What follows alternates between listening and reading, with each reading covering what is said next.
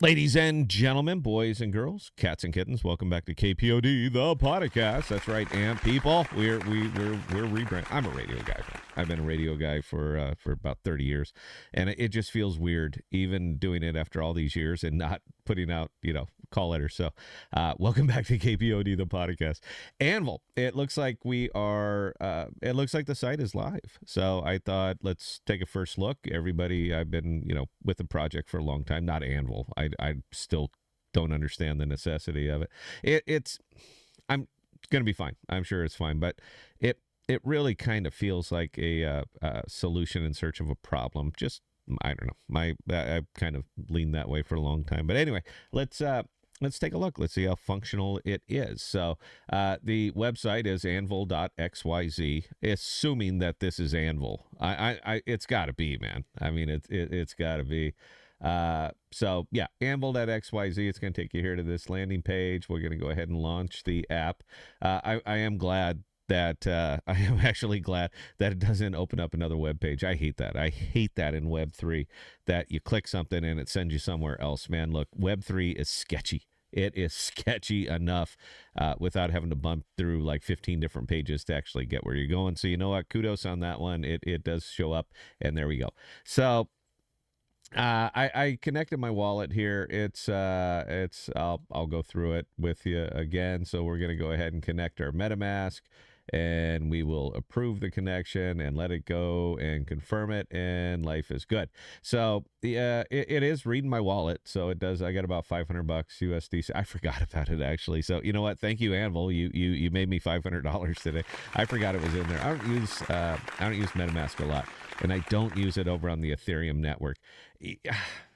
I hope this works. I hope we actually get through and are able to create a letter of credit. I still don't know what it is or what I'm going to do with it, but I hope it is, just, if nothing else, just so I can see the gas fees. I've been living on Arbitrum, Base, all the other L2s that are built up over there on Ethereum. And if I did have one question, why didn't you make this an L2? Gas is so much cheaper. I mean, it's fractions of pennies. Anyway, that's neither here nor there. So I do have money in the wallet. It can see it. That's good, I guess. I'm not sure. Oh, okay. I got to deposit it. All right. Let's. I think what the minimum is $20. So, let's see what the gas is going to hit us for here. Sure. Next, approve. Oh no. Let me stop you right there. So the gas is going to cost me $6.36. And I got to ask you again, man, why did you build this on Ethereum? Why did you not build this on any of the myriad of L2s that exist out here? Jesus, I don't want to do this to make a video, guys. I really don't want to, because anything I put in, it's going to cost me $6.50 to get it in there, and it's going to cost me at least that to get it out. So I'll tell you what, I'm going to reject it, and because I don't want to pay that much to make a video. But we'll continue to carry on in here. That if damn it, man, why did you go that way? So anyway. Obviously, you're going to have to deposit money on here. You're going to deposit it into the protocol. You can use USDC. You can use wrapped Ethereum. You can use USDT. These are collateral tokens so that you can come up and mint your letter of credit. So if you come over here to the LOC page, which, again, it's basic. I don't really care about basic. I care about functional. I'm not that kind of, I'm not going to critique that. I really don't care. And you click the new LOC, then there you go. Now, it's not going to be able to read it because I didn't deposit any money into it. But yeah, so here it is basically. I'm going to close this real quick so I can pull up my address. I really don't care if people see my MetaMask address. There's nothing you can do with it. But you know what? Let's put up the illusion of security and privacy here. So beneficiary address. I am going to go ahead and punch that in, and yeah. So there you go. So that's the beneficiary address, and I just said I didn't want to show my address, and now I just did it. I don't give a shit, man. Knock yourself out. You want to hack MetaMask? Go for it. You're the guy. All right, expiration date. Let's kick it up to March 1st or April 1st, I guess, April Fool's, and the time is whatever the hell the time is. So this is kind of where I guess I'm struggling a little bit on this. So the credited token is in this case we can use USDC wrapped Ethereum or USDT, and I don't know, let's call it $200. I won't be able to do it because, yeah, here we are. And then the collateral, which I'm assuming is going to have to be the same amount, maybe not the same token, but the same amount. So let's just pretend that we're putting up the collateral of 200 now. This should gig me because I don't have the collateral that's loaded in there, and I did want to make a letter of credit, but guys, I don't want to pay the Ethereum fees, and I don't want to keep a bunch of money locked up over here on a protocol that I'm probably not going to be using. But as far as that and functionality of it, it seems pretty basic. I assume I'm going to hit the letter. I sort of got to do this, don't I? I sort of have to do this. I'll tell you what, I'll do it for real if I get some comments on the video. I will make an official letter of credit on there.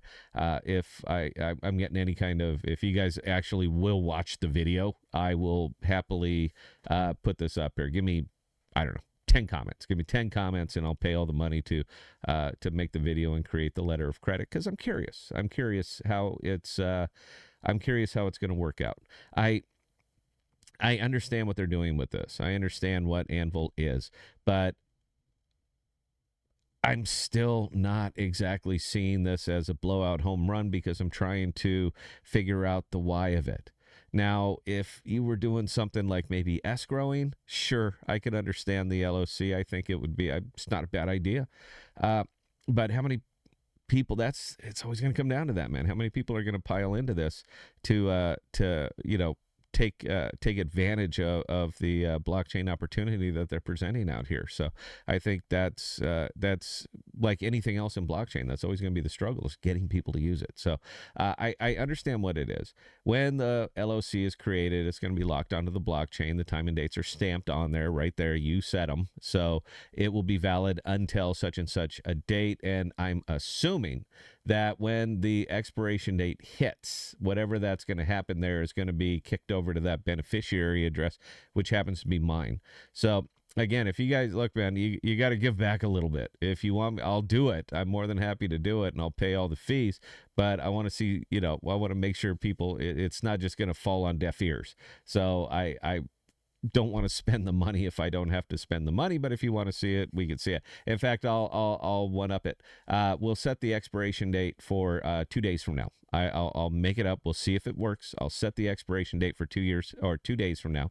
We'll create the LOC, and you'll see the money leave my wallet. I assume you're going to see the money leave my wallet, and then 2 days from now, I'll make another video and we'll see if it shows back up.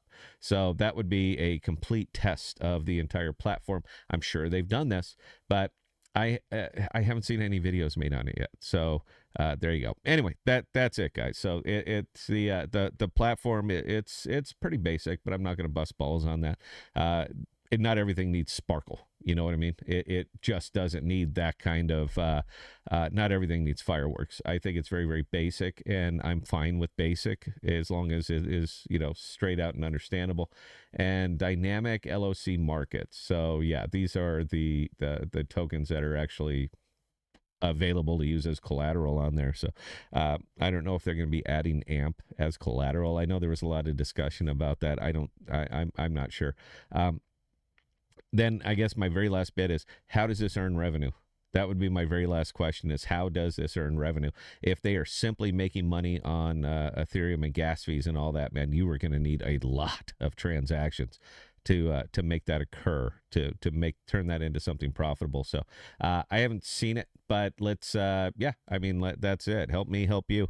There is actual something on here, because we do have protocol usage. So there's at least 1 and 2. So there's at least 2 of these things that have occurred up there. Nobody's using USDT. I happen to have USDT sitting on that wallet. So if you want to do it with USDT, we can do it that way. But you got to help me help you. That's it. It's functional. This is it, man. That's what you were waiting for. There it is. So questions or comments, Scott at ThePodocasts.com. I answer any and all. And until next time, please stay safe. Please be smart with your money. Cheers.